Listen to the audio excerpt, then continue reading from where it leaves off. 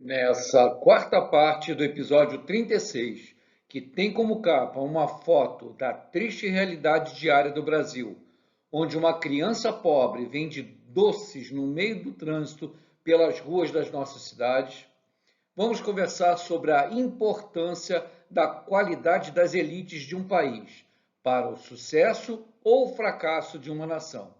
Meu nome é Luiz Azevedo e espero que você goste desse episódio. É necessário se compreender que em qualquer sociedade, em qualquer período da história, quem estabelece as instituições de uma nação são as elites dessas sociedades.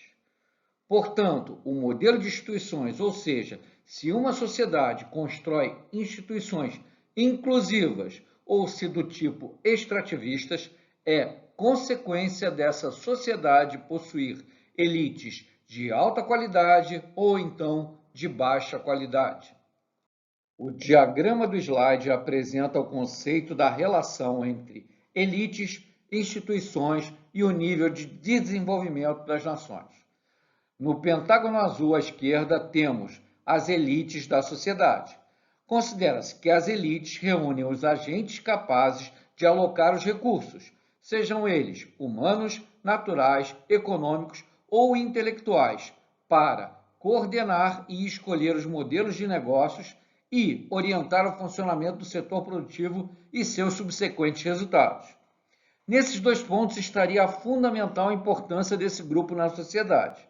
Portanto, as elites definem qual o modelo de negócios, se para gerar valor para a sociedade ou se para operar no parasitismo extraindo valor da sociedade. No hexágono laranja, ao centro, temos as instituições, que construídas pelas elites e de acordo com a estrutura de incentivos estabelecidos, poderão ser do tipo inclusivas, ou seja, que geram valor para a sociedade, ou do tipo extrativistas, que irão extrair a riqueza da sociedade para o grupo dominante.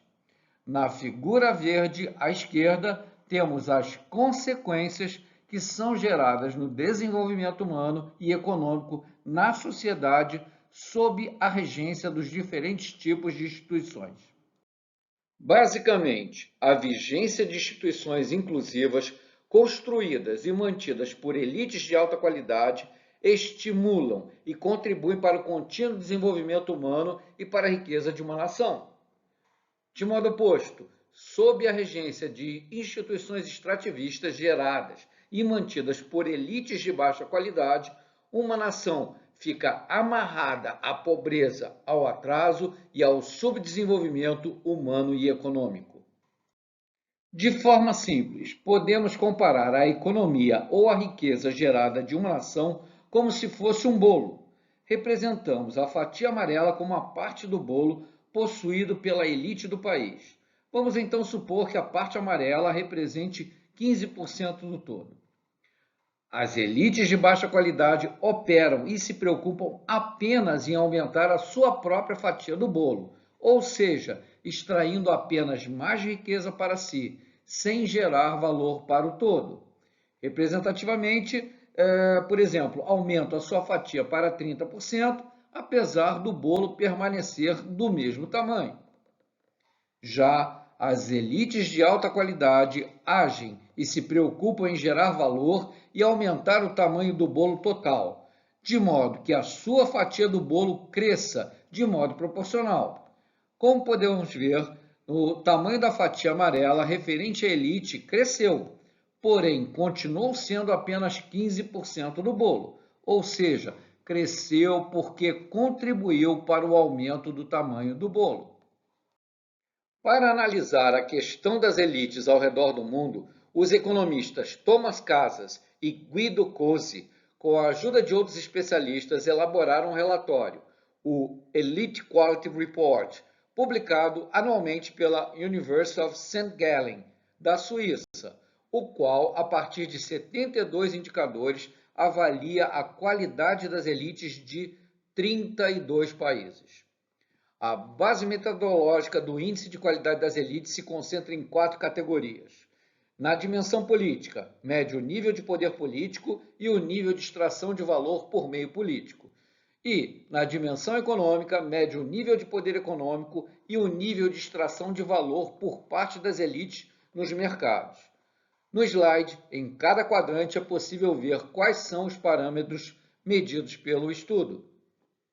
O Elite Quality Report avalia e pesa diversas questões interdependentes, que vão desde a corrupção política até a mobilidade social. No slide, temos o ranking da qualidade de elite de 2020, medido para 32 países. Em primeiro lugar, temos Singapura, seguido pela Suíça, Alemanha, Reino Unido e Estados Unidos. E, sem grande surpresa, dos 32 países avaliados, a elite brasileira se encontra entre os 6 últimos, na posição 27.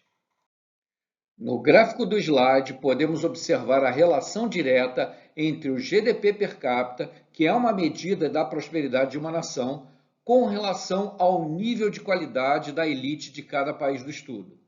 Fica muito claro e visual a grande relação entre os dois índices.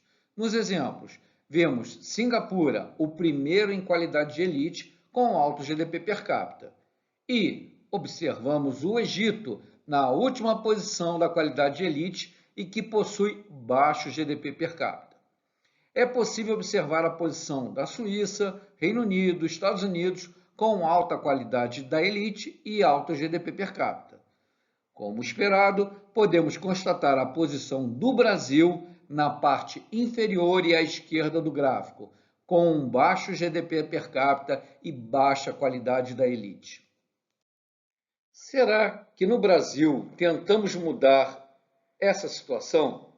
No Brasil vivenciamos alguns movimentos que demandaram um grande esforço e energia para tentar direcionar o país para instituições mais inclusivas. Em 1994 foi iniciado o Plano Real, um grande plano de estabilização econômica que envolveram várias reformas, inclusive políticas, como a Lei da Responsabilidade Fiscal, sancionada em 2000.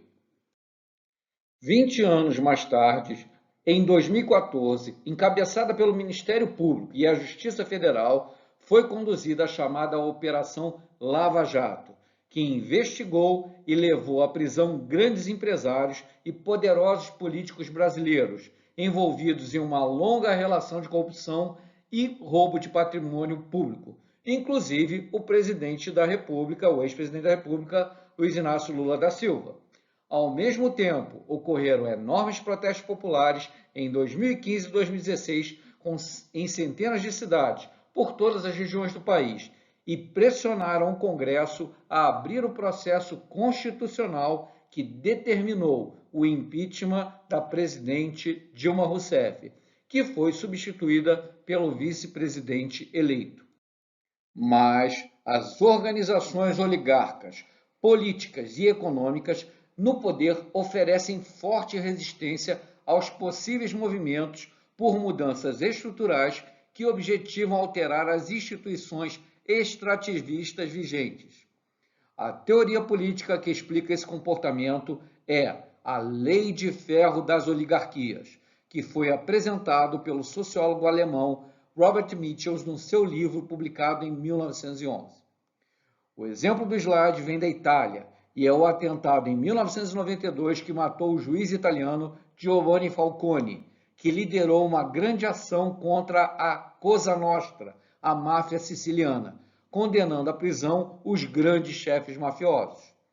Na sequência, foi deflagrada a Operação Mãos Limpas, conduzida pelo Ministério Público de Milão entre 1992 e 94, que investigou e condenou à prisão diversos mafiosos, grandes industriais, advogados, inclusive juízes, e o alto escalão da política italiana envolvidos em corrupção em grandes contratos com o governo.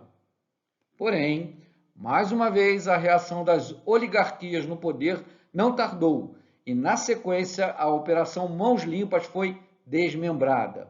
Nos meses e anos seguintes, o governo e o parlamento italiano promoveram um verdadeiro movimento de restauração do antigo status quo, aprovando leis para proteger a classe política e tornando as investigações da magistratura mais difíceis. Será que isso lembra a vocês algo parecido com o que aconteceu por aqui no Brasil vários anos depois? A foto do slide mostrando o José Dirceu, o Delúbio Soares, dois homens fortes do comando do Partido dos Trabalhadores, o Valdemar da Costa Neto, presidente do PL, que é o partido atual do presidente da República, Jair Bolsonaro, saindo da prisão, é uma boa representação da reação dos grupos dominantes aqui no Brasil. O governo Bolsonaro, eleito para continuar as reformas institucionais, não só não as realizou, como, pelo contrário, operou para acabar com a Operação Lava Jato através de acordos de gabinetes. Com isso, garantiu em cascata, além da impunidade de todos os políticos e empresários condenados nos processos de corrupção, os trouxe de volta às posições de poder. Também manteve todos os interesses dos grupos oligopolistas de todo o círculo econômico ligados ao governo. E aumentou ainda mais os benefícios de todo o alto funcionalismo público federal, que é uma elite política e econômica, e não é à toa que Brasília, o Distrito Federal, é o maior PIB per capita do Brasil, sem produzir absolutamente nada. Portanto, a administração Bolsonaro manteve e aumentou o ciclo vicioso das instituições extrativistas que exploram o Brasil. O Brasil é mantido historicamente refém do PCC, o P de patrimonialismo, o C de corporativismo e o outro C de clientelismo, ou seja, a trinca de ouro das instituições extrativistas e da pobreza e do atraso do país. O jurista, historiador e cientista político Raimundo Faoro, no seu livro Os Donos do Poder, a formação do patronato político brasileiro, apresenta, desde o período colonial até após a era Getúlio Vargas, a profunda e parasitária raiz do patrimonialismo que transforma o Estado brasileiro e o país em propriedade de exploração de algumas famílias.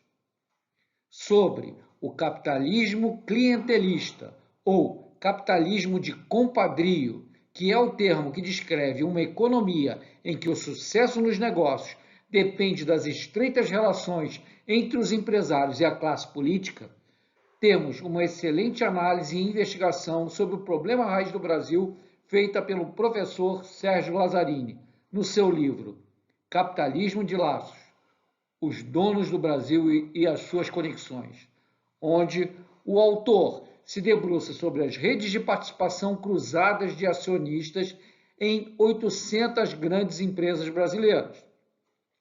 Apresenta uma radiografia dos proprietários e controladores. Com isso, identificou a existência de aglomerações, isto é, proprietários que participam de várias empresas e as suas interconexões. A constatação é que o governo brasileiro, através de subsidiárias de estatais, do BNDES, da Caixa Econômica, do Banco do Nordeste, dos fundos de pensão das estatais, associados a esses grandes grupos econômicos, continuaram a aumentar seu controle da atividade econômica no Brasil. O Brasil é um país fechado, com míseros 1% de participação no comércio internacional. É um ambiente hostil aos negócios e com pesadas barreiras de entradas a novos concorrentes, estabelecidas pelo governo para manter a população refém desses grupos políticos e econômicos. Ao observarmos os resultados do ranking do Índice de Liberdade Econômica, produzido e publicado anualmente pela Heritage Foundation, podemos perceber uma relação direta de alta pontuação das nações ricas e desenvolvidas com o tipo de instituições inclusivas. É bem nítido também que as baixas notas no índice obtido pelas nações pobres e subdesenvolvidas refletem o tipo de instituições extrativistas. A lógica dessa relação é um reflexo dos 4 pilares de análises e medidas utilizados pelo índice, que são a medida da maturidade do Estado de Direito, a medida do tamanho do governo, a medida da eficiência regulatória, a medida de abertura de mercado. Recomendo que assistam ao episódio 32 sobre os detalhes a respeito desse índice. Podemos então observar no mapa alguns exemplos de países que construíram instituições inclusivas e possuem alto índice de liberdade econômica, como Singapura, Austrália, Estados Unidos. Já o Brasil pontua na baixíssima posição 143 e é classificado como um país majoritariamente não livre e com uma pontuação tão baixa que quase atinge a classe dos países reprimidos.